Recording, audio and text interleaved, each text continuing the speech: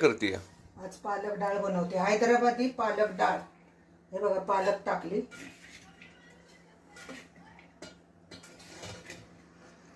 डाळ स्वच्छ धुवून घेतली. त्यात काय साहित्य जास्त लागत नाही, फक्त टोमॅटो, 2 मिरच्या, आलं लसूण ठेचून घेतले आणि मिरची पावडर 2 चमचे फक्त, आणि हळद 1 चमचा. ही डाळ थोडीशी वेगळी वाटते मग.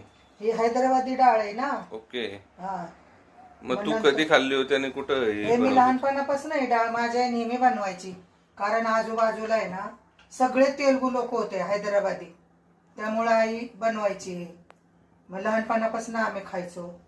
आमच्या पलीकडेच मामा राहायचे, आमची मामी पण नेहमी बनवायची. असं तेल टाकायचं. नुसतं डाळीचं सुद्धा बनवतो, पालक डाळ पण बनवतो. मला काय म्हणतात डाळीला ते लोक? ते लोक आहे ना, हे पालक पप्पू म्हणतात. अच्छा. तेलगू भाषेमध्ये पालक पप्पू म्हणतात. अच्छा. हा, पप्पू बुवा असं म्हणतात का? ते भाताला बुवा म्हणतात. अच्छा. तसं आम्हाला पण तेलगू भाषा येते. अच्छा. कारण लहानपणापासून आम्ही तिकडे राहिलेलो. अच्छा. हे छान सगळं हलवून घ्यायचं, हे वर खाली करायचं. आणि पालकला भरपूर पाणी सुटतं ना, जास्त पाणी टाकायचं नाही, टाकायचं जास्त नाही.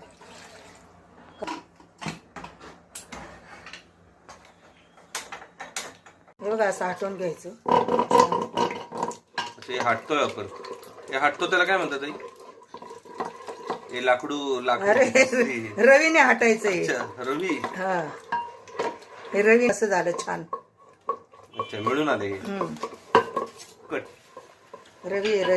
रवीने हटलं बघा, कसं छान झालं, एकदम काळ झाला त्याला.